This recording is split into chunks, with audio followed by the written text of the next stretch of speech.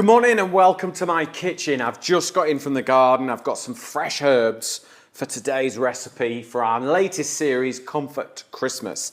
Today, I'm going to show you how to make the most delicious sausage recipe. Now it is made with venison sausages, beautiful, gamey, rich, autumnal, comforting. It's going to be delicious.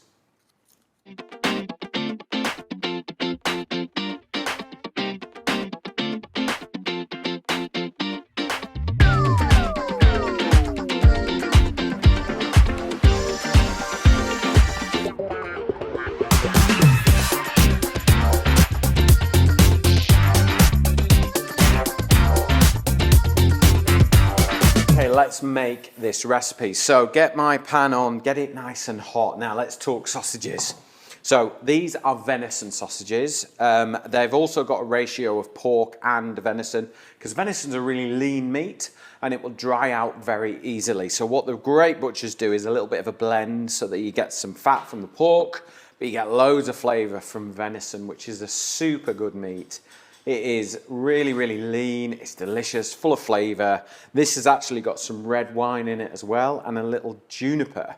And because of that, we're going to marry that up with the same flavours. So I've got juniper, the ingredient of one of your favourite drinks, Emily. Yep.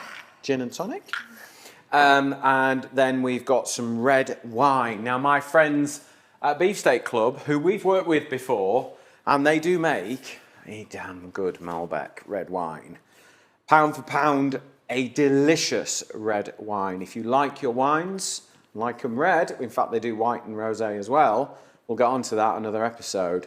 But if you like, this for me is a proper eating wine. Yeah. Glass of this with food, it's good.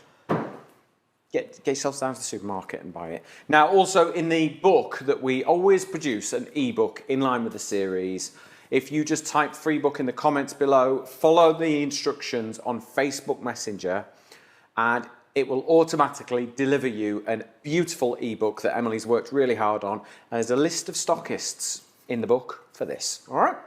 So, little splash of oil in my nice new pan. Do you like my new pan, Emily? I do like your new pan. It's nice, isn't it? I bought that on my travels the other week. I treated myself. Right. So our sausages, let's see if there are any. Okay. Now remember, if you've got any questions at all, please do pop them in the comments below. I am here to help. Now, we're going to get some colour on these sausages first. So give them a little shake around. Get some colour on, and then we're going to transfer them back into this dish and then whack them in the oven. What I don't want to do is sort of cook them too quickly on the outside, and I've got all these beautiful root veggies that need time to cook. A lot more time than these need, okay? Which is why we need to get a little bit of colour on them first and then get them out of the way. Now, if you can't get venison sausages or you don't fancy eating venison, that's your call, it's up to you. Use a really good quality pork sausage or beef sausage if that's what you're into, but buy the best quality you can because you will reap the rewards later down the line. This is kind of inspired by coq au vin, which is the traditional French dish where you would use chicken in red wine. It's basic translation, chicken in wine. What does venison sausages taste like? Have they got a peculiar flavour? No, not really. Venison's sort of a bit beefy. It's got a sort of slightly gamey flavour, but not a strong game flavour. Right. It's not. Have you not had them before? No. Really? I've tried it. I've never had venison before. Venison's delicious, especially in this country. We tend to farm venison, so it's a bit like lamb in that it's quite young, it's tender, it's delicious. It's not.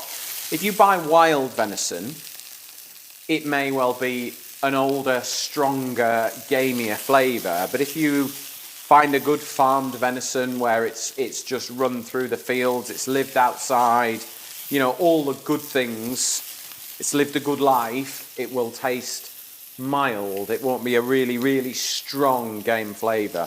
But I get some people don't necessarily want to eat venison, and I get that. So that's why I would, go for a pork sausage, go for a chicken sausage if that's what you're into, or go for a beef sausage. But buy the best you can. Go to your butcher if you can. They'll make a better one than the supermarkets, in my opinion. Right, they've got a bit of colour on them. Let's get those back in the dish. Leave that on there, and let's get these in the oven. Let them cook away, 170 degrees, about 20 minutes, then they're done. Okay, right. So we've got our onions. Now these are Roscoff onions, so these are a bit like shallots basically.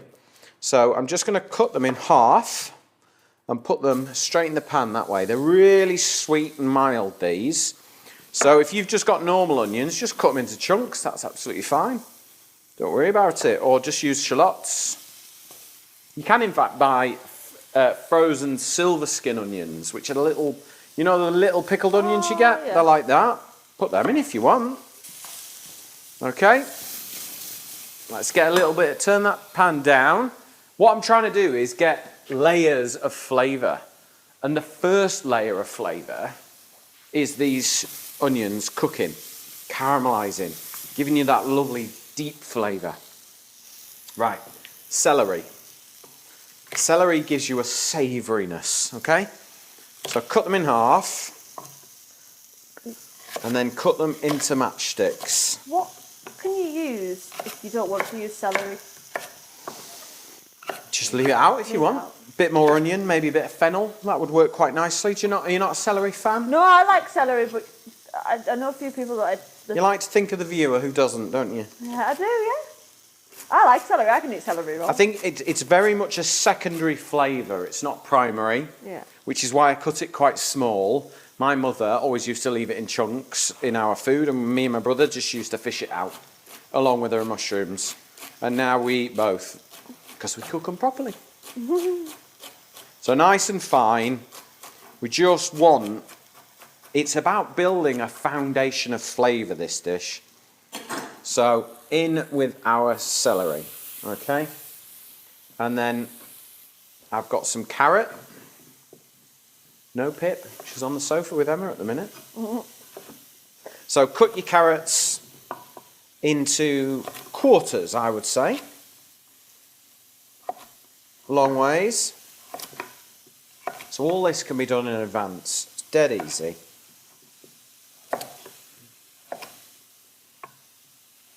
Okay. You just want everything sort of to cook nice and evenly, because what you don't want is great big chunks of carrot that aren't cooked, okay? So sort of 1 centimetre pieces. Hopefully the French aren't watching, because I'm not sure they're going to like what I've done to their coq au vin. But I was inspired by your lovely recipe of coq au vin, and now I've just applied it.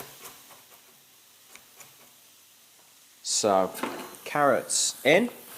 What you'll notice as well is, have a look into this pan here, Emily. Yeah. I haven't moved those onions at all. All the ingredients are going round the onions, yeah? Because I want them to have stuck to the pan, caramelising, the water evaporating to leave sweetness and caramelisation and richness. If you start moving them all around, they're just going to mix in with everything else. The onions are going to be absolutely beautiful when they're done. So, parsnip for a bit of sweetness. So, let me show you how to prep these. Can you see this all right, Emily? Can't. See, I've got a core down there. That never renders. It never softens. So just cut on a 45-degree angle down like so, around the core, then turn it flat. Can you see that bit there? Yep. And then cut that bit down there. We'll get rid of that bit. Well, So now we just have sweet, lovely, delicious parsnip. I never thought you had to do that. And then cut into the same size as the carrots. Parsnips will cook slightly quicker, I think, than carrots. But they will just, when I get this in, it'll just drink the flavour up. It'll be lovely. See, this wine's almost converted you to red wine, hasn't it? Yep. For a white wine drinker. But But you do like the white as well, don't you? They do a lovely Sauvignon Blanc. The white's delicious. And then they do a really nice Malbec Rosé. And then I believe they've got some more wines coming out soon, which I am hoping to be able to share with you. I'm just waiting for my delivery. And then we shall get tasting and cooking with them, I'm sure. So, in we go.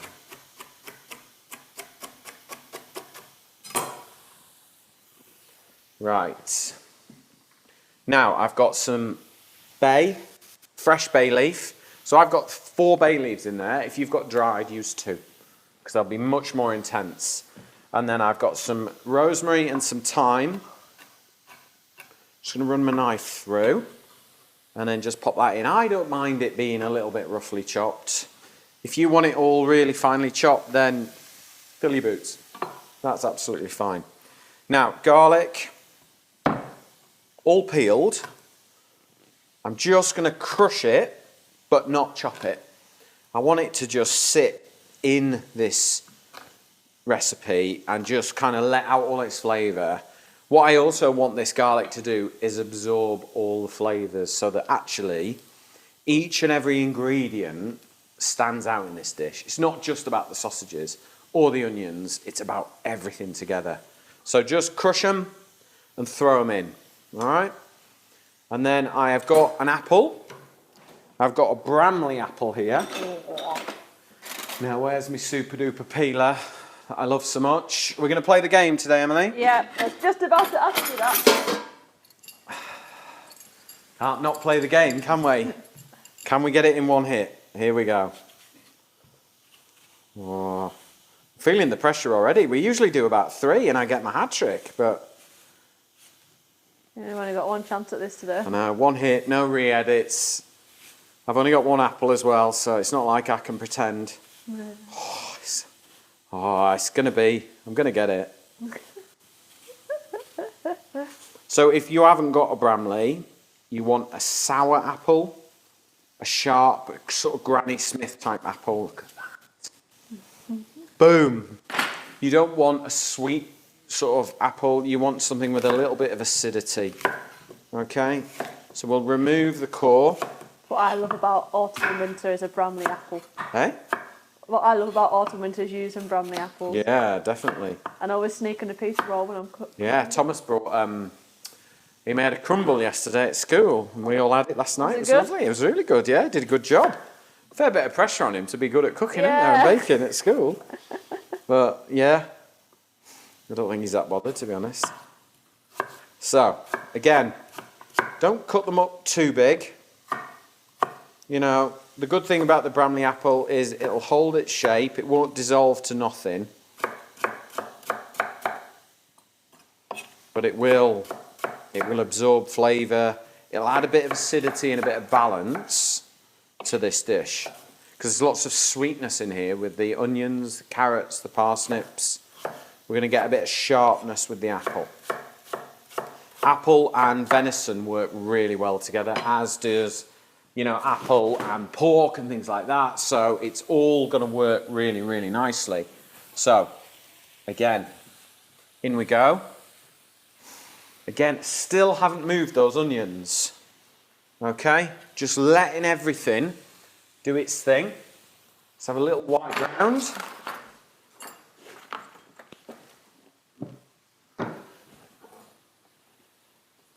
Hello, Pip.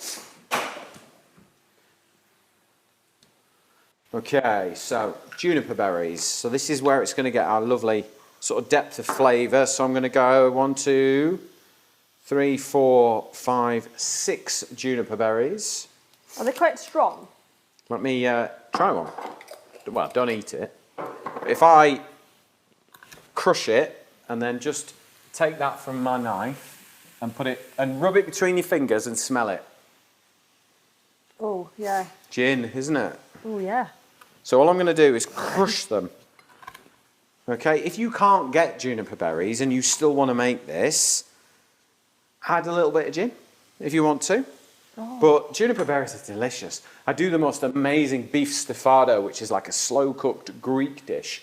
And it's got onions, beef, garlic, juniper, cinnamon, red wine and tinned tomatoes, and just put it all in the slow cooker and let it go. It's amazing. Really, really nice.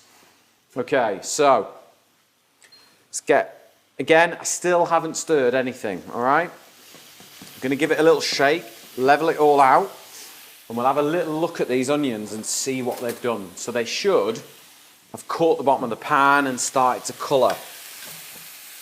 There you go. Can you see those? Yeah. Yeah? That's big flavour. That is where all the flavour, look at that one. That's nice. That is going to give you rich depth of flavour and colour, okay? Which is what you want from something like this. I mean, don't get me wrong, you could chuck the whole thing into a pan and just leave it and it'll be fine and it'll still be delicious. But if you want to learn how to make things and take them from that level to the next, you need to do things like this, okay? There we go. Right. Time to get some wine in here, I think. So, Beefsteak Club Malbec. In it goes. About 200 mils, 300 mils. What's that? Yeah, about 300 mils. Keep the rest for the chef, or serve it. What I would always do, my recommendation when people ask me what wines to cook with and drink with, if you wouldn't drink it, don't cook with it. Okay? So, we're going to add our beef stock cube. So I've gone for a sort of gelatinous, what I would call a wet stock cube, not an OXO sort of dried square cube. We save them for our burgers, don't we, Emily? Yeah. 2 of those, and then we can top it up with water. And what I would do is just bring it to the top where the vegetables are. So there is enough for me. Up to the boil.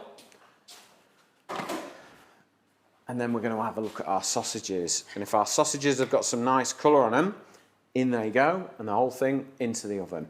Now, if you want any of our recipes, type free book in the comments below and it will launch into Facebook Messenger. And follow the instructions and it will deliver automatically a beautiful PDF of all our recipes from this Comfort to Christmas series. Also give you a listing of our wines and where you can get them from in the UK. Beyond the UK, I would just go to their website, Google it, have a look. You're bound to be able to find it somewhere. It's a great wine. Now also, if you enjoy any of our programs and you want to dive back into the archive, try and find a recipe you might have seen before, the easiest way to do it is go to our YouTube channel, Peter Sidwell.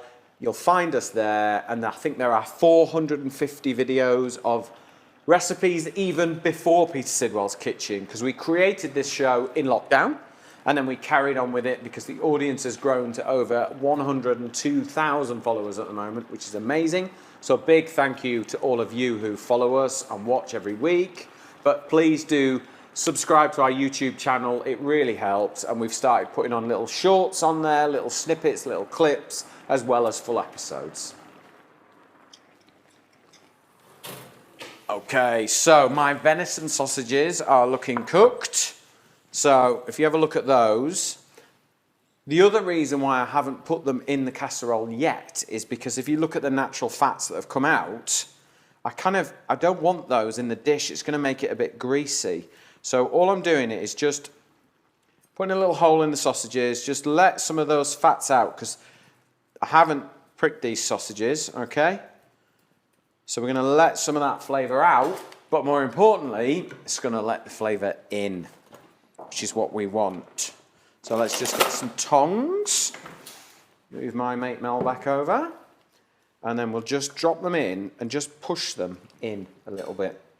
Because you want them to sit in the wine, but you also want them to carry on browning, yeah? Let's just get rid of that spoon. So in they go. That smells so good. I mean, isn't that the epitome of comfort food? Yeah. This is like modern British cooking as well as inspired by lovely French food as well. I mean, this is like taking a French classic and making it British, in my opinion. But everyone can cook this. It's so easy. I mean, you could even pop this in your slow cooker if you wanted to. No problem at all. Now, I've got a metal handle on this pan, which means I can pop this into the oven for about half an hour, just to make sure everything's cooked. The onions want to be soft, carrots soft. The sausages want to have darkened a little bit and absorbed some of that lovely wine flavour. And then you just want the sauce to have naturally thickened. And the way that it'll do that is through evaporation. So this steam that's coming up out of here, that's the moisture coming out, which means there'll be less liquid, which means it'll be thicker, richer, and more delicious. So I'm going to pop this in the oven. While this cooks, I want to share with you one of my favourite Italian recipes that is vegetarian. I have cooked this for so many meat eaters, and they've absolutely loved it. It's melanzana. Melanzana is one of my absolute favourite vegetarian dishes. Starts with aubergine. Cut the top off, slice into 1/2 centimetre slices, drizzle with extra virgin olive oil and season with salt and plenty of black pepper. Cook in a pan until soft and pliable or on a tray in the oven. Slice your mozzarella into 1/2 centimetre slices, then sit on top of the aubergine slices. Roll up with a piece of basil, then add your tinned tomatoes into the bottom of your oven tray and top with the aubergine rolls. Then add some more of your tinned tomatoes, add a few more basil leaves, and then scatter with parmesan and a few breadcrumbs. This will give you a nice crispy top, some nice texture. Drizzle with a little bit of extra virgin olive oil and bake.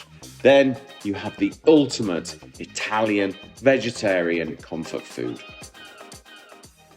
Whoa, look at that. So that is my venison sausages cooked in red wine with juniper, lots of autumnal root vegetables, some Roscoff onions, shallots, whichever you prefer. This is absolutely the perfect comfort food recipe. I've cooked with Beefsteak Club wine, and now we're going to serve it up as well. Now, if you want the recipe, type free book in the comments below, follow the instructions in Facebook Messenger, and you will get all our recipes. Thank you very much for watching. I'll see you in the next episode.